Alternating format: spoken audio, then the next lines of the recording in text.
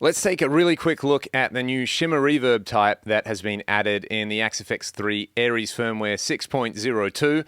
It's not a beta, it's a full release. So we're going to check out shimmer reverb. Shimmer reverb is a very, very popular type of reverb, which I guess isn't really a reverb. It's like a pitch shift plex effect, which is why it's living in the Axe-FX 3 plex delay block.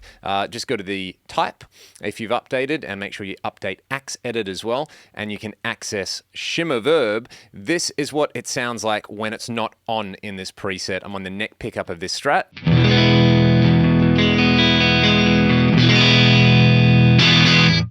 So that's what the guitar sounds like. If I just turn this on at the stock settings, we get this.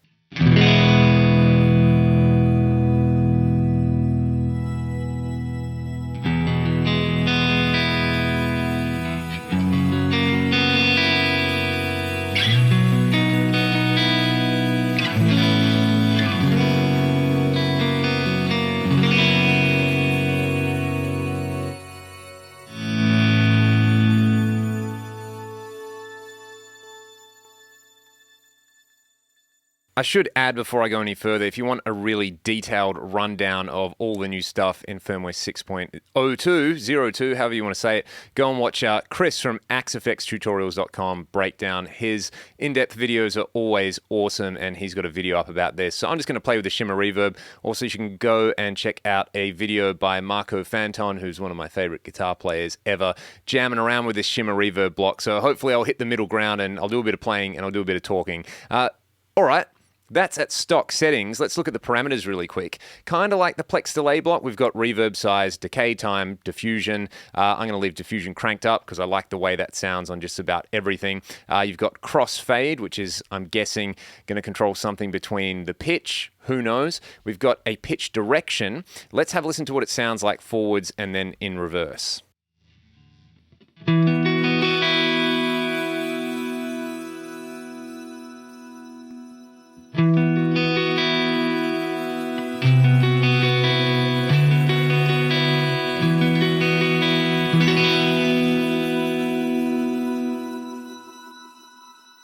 I think I like reverse the most. You can add up to 250 milliseconds of pre-delay, which is pretty cool. On a big ambient reverb, I like about 70 to 80 milliseconds of pre-delay, so let's try that.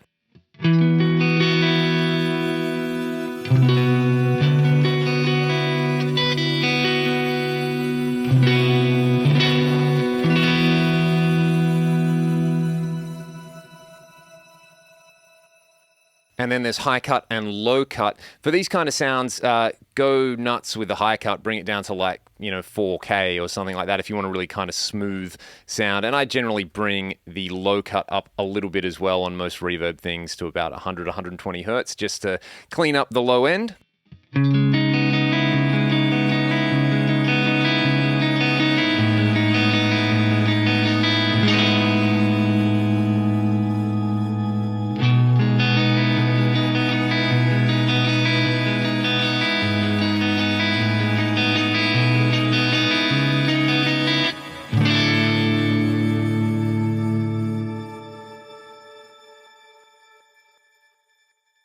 That also means you can turn the mix up. It's not getting in your way as much. If you like a brighter shimmer sound, then just leave the high cut at a higher value. We'll go down sort of clockwise. We've got all the master controls here. Don't worry too much about those if you're used to the Axe-FX 3. There's input diffusion. I like to crank it up. Let's have a listen to that.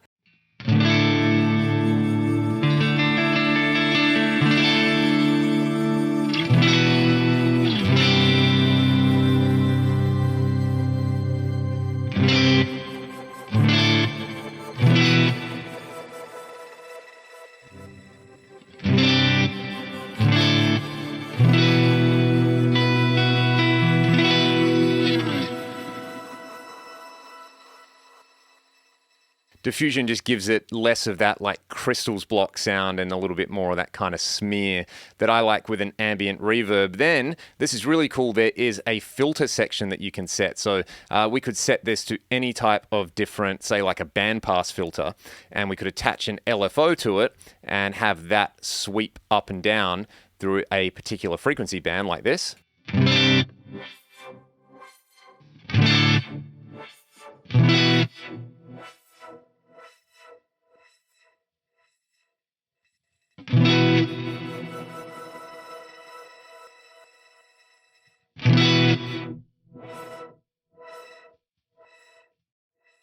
And there are controls for the Q and the gain of the filter, as well as all the usual filter types. I'm going to set this to none.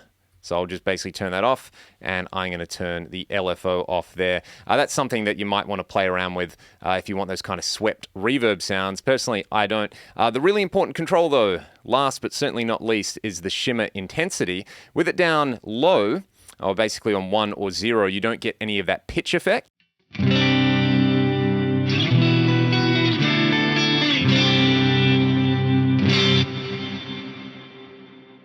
But that does give you a really kind of cool, dark ambient reverb. When we did the last Ragdoll album, this is 2016, so it was just before I actually got an Axe-Fx. I used an Eventide H9 on the shimmer setting, but with the pitch turned off. And that's, if you've listened to the record, the first song, the title track, the little instrumental thing, has this kind of reverb on it.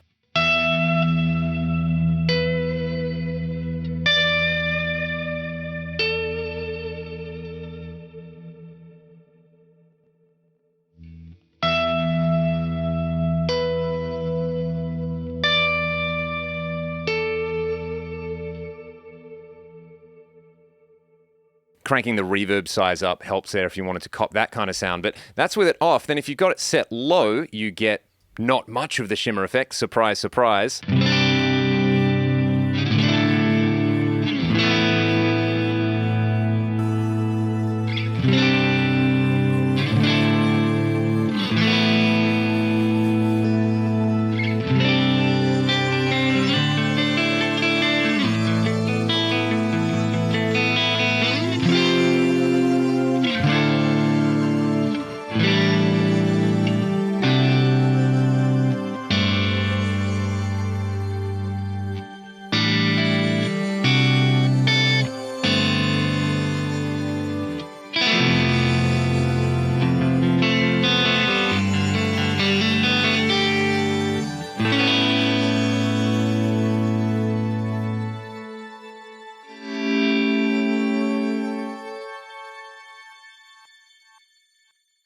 That's the sort of shimmer reverb sound I like. There's also the modulation section, so we can add modulation to all of this. And there's an input envelope and a ducker. If you wanted to do auto swells, you can use the input envelope. Maybe turn the attack down a little bit so you could get this kind of thing.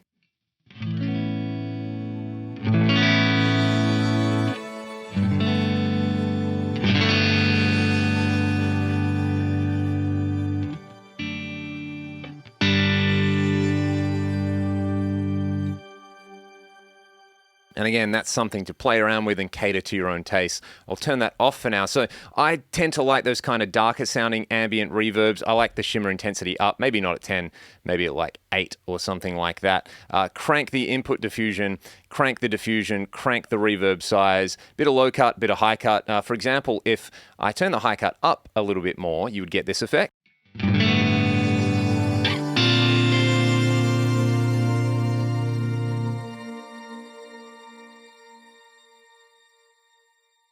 Which might be better for synth-style sounds. We'll have a listen to that with the forward direction.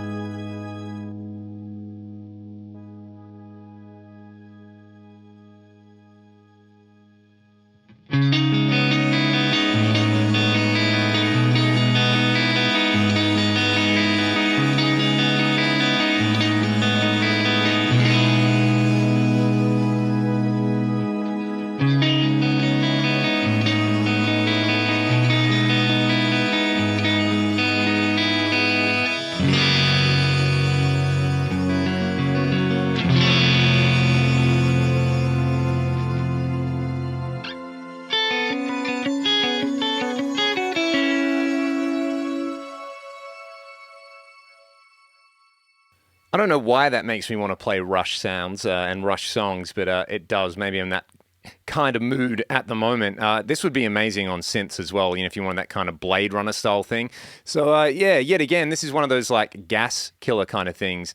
If you were looking at ambient reverbs or like specific shimmer reverb pedals or something like that, because the Axe didn't have a dedicated shimmer verb effect type, even though you could get there with like the Plex Shift and a reverb block or something. You just need to use more than one block. Now it's in one block. You don't have to like look at the Neunebus stuff or the Mera stuff if you want those kind of gorgeous shimmer sounds. You can just like basically do what I did here or do whatever you want with it and make really creative sounds. If you check out Chris's video, he had a thing running this into a filter, which sounded really amazing. What I want to show you guys is this run into the Plex Reverb block, because the Plex Reverb is one of my favorite things in the Axe FX3 for ambient stuff. This is a Plex Verb on its own.